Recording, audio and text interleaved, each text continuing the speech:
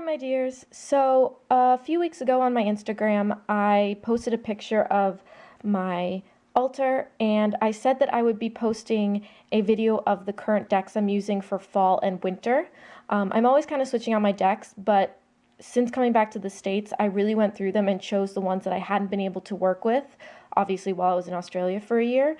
So I really switched out most of my decks, and I'm really staying kind of firm with the decks I'm using currently, and I've actually packed the rest away because I don't have room in my new room for all of my decks to be out, unfortunately. So I asked you guys if you were interested in seeing a video, and I got the response yes. So I'm going to actually do this in two parts. My first part is going to be tarot decks that I'm using for fall and winter, and then I'm going to do oracle decks.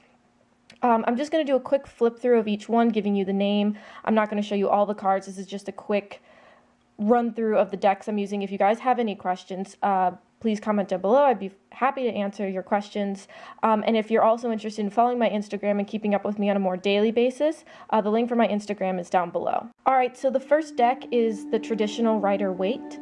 This deck I did not have in Australia, and so I really wanted to tap into using it. I came very close to buying it a couple times in Australia, but I figured I could just wait since I had a selection of decks I really enjoyed. The colors in this are a bit muted than the original, and I like that a lot more. I really don't like the bright colors of the original one. It just kind of agitates me. So I really do like the colors in this one.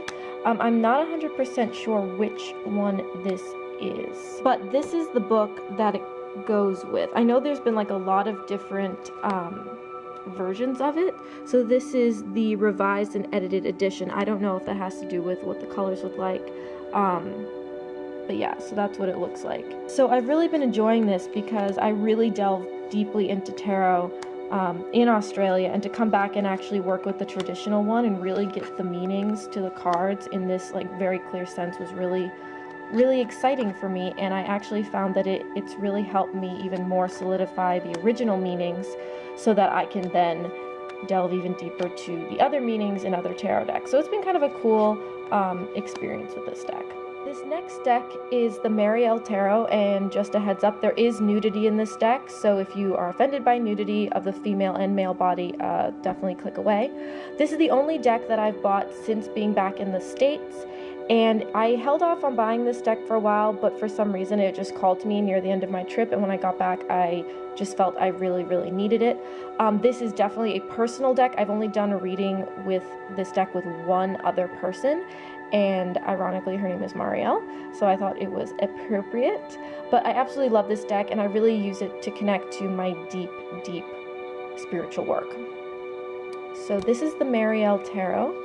I did hold off on buying this because I just didn't feel I was ready to work with this deck. It just hadn't called out to me, but recently, like I said, it has.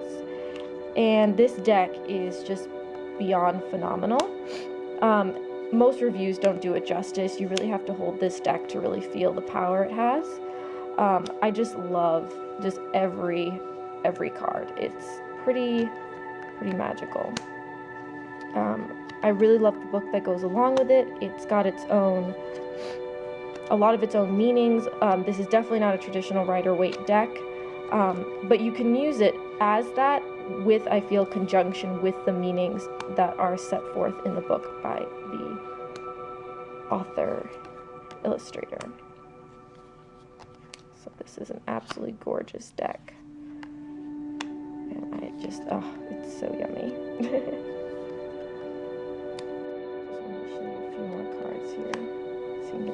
There's a lot of Divine Feminine here, and it's not really coming up specifically, so I think that's kind of funny. But yeah, it's just got a really unique flavor to it. Oh, there's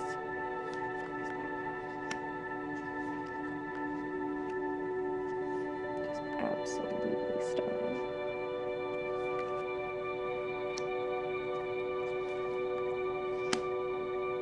This next deck is the Tarot Nefertari. And I believe this deck is out of print, but I did see it for sale in Australia, so I'm not sure if it is out of print or they just had other copies.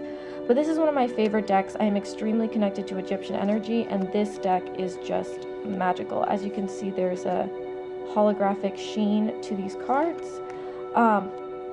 this is another deck that I did not have in the States. In Australia. And so I was eagerly waiting to come back and use this deck. Because again, like I said, I really delved into tarot when I was in Australia. So coming back and really being able to use this in a full, cohesive way was just absolutely magical.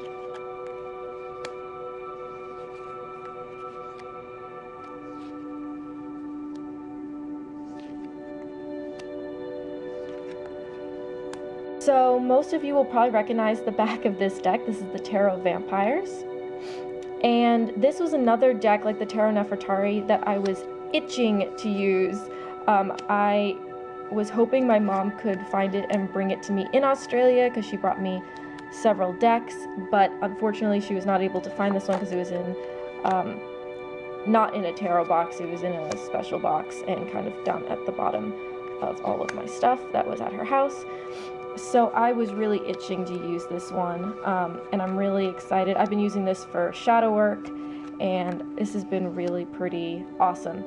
I haven't used it as much as my other decks since coming back, but it's definitely a deck that I've been enjoying working with in small doses. It's quite a powerful deck and really takes you on quite a journey.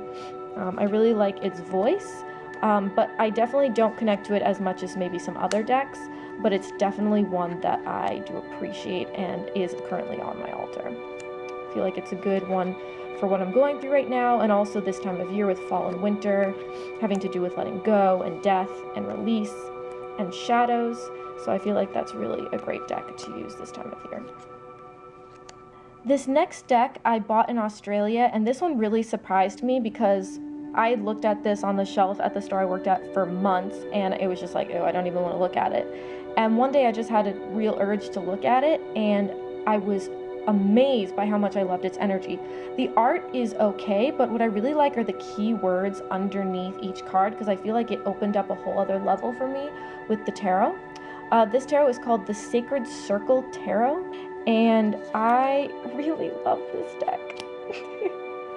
So as you can see, there is a keyword at the top here, and I just really appreciated the energy of this deck. Again, this is not typically the art I would go for by any means. It's like photography and also digital art, but I don't know, something about the messages that came through this deck really surprised me, and so I put it back and I was kind of surprised, and then I decided, you know what? No, I am going to buy this deck. I couldn't stop thinking about it. So I decided to get it. I have not used it since coming back to the States. I feel like it will pop up when I need it. I often just get drawn to certain decks every day. I'm not really specifically using one. Maybe the Marielle Tarot and a couple of the other decks, but I do kind of switch around a lot. So I'm sure this one will come up when it needs to. But this was kind of an unexpected friendship, and I'm really, really enjoying its energy and the messages it brings. This next deck is the Shadowscapes Tarot, and what's funny about this deck is that I always forget about it, which is ridiculous because it is one of the most gorgeous decks I own. The only thing I have against it, and I think a lot of people do, is that the pictures are so small. They're really hard to appreciate with how small this deck is, but if you really look closely, they're absolutely stunning. This is a deck I did have in the States, and again, I kind of forgot about it a little bit. I mean, like, I knew it and I knew I had it, but then when I opened it up and really looked through it, I was like, oh my gosh, I had forgotten how stunning this deck is. So this is a deck that I've actually been using a lot, and I feel like this is a deck that I'm really going to appreciate now that I've connected much more to Earth recently. That's something I really stepped into in the last year, and so I really, but also the ethereal, which is interesting. This is like earthy ethereal, so like that air and earth combination is something that I really am appreciating. So I don't know, I'm falling in love with this deck. Every time I use it, I'm just like, oh my gosh, it's so amazing. So, that's one of my favorites. Yeah, so I'm using the Shadowscapes, which has been a really beautiful, oh, there's my other favorite one. Which has become one of my favorite decks to use in the recent months. And last but certainly not least is the Thoth Tarot. And this deck I haven't delved into big readings, but every so often I get the intuition to pull a few cards, and they're always so on point. I like to use this one with a serious amount of respect and honor, and when I really feel like I need to connect to spirit very deeply. Not even spirit, but more like the magic and sacredness of existence. This deck is very, very powerful. It's one of those decks that I really have a lot of respect for. Just like the Marielle Tarot, I have a reverence for it. And so this has been really beautiful to get involved with. This is a deck that my mom did bring over to me in Australia, but she didn't bring the book with her because it's a separate, really big book. So I did just kind of go off my intuition and delve into this a little bit, but I really think this is beautiful. This deck is just, as you guys know, a masterpiece. So this is also on my altar, which I don't know if it's been on my altar before Australia. I feel like I kind of kept it off my altar. Sometimes if I wasn't ready to work with a deck, I wouldn't put it on my altar. But recently I have definitely become more connected with this deck, and I know at some point this will probably be one of my main decks that I use. But I haven't quite reached that point, but I'm really loving that it is slowly moving into my spiritual space. So that's it for my current tarot decks. I will be doing a follow-up video of my current oracle decks, so stay tuned for that. If you enjoyed this video, please give it a like, and to see more videos like this, please subscribe if you would like. All my social media links are in the description down below. I now have a Patreon account so that I can start making money doing my videos, so I can travel and give you more content and share spiritual awakening and empowerment with the whole planet, and that's something I really have a passion for. So if you'd like to donate to that or become a patron, that would be amazing. That's the first link down below, and then I have my Facebook, my Instagram, and all that good stuff. So if you guys are interested, please check those out. Hope you have a beautiful day, many blessings, namaste, and don't forget, it is all about the soul journey.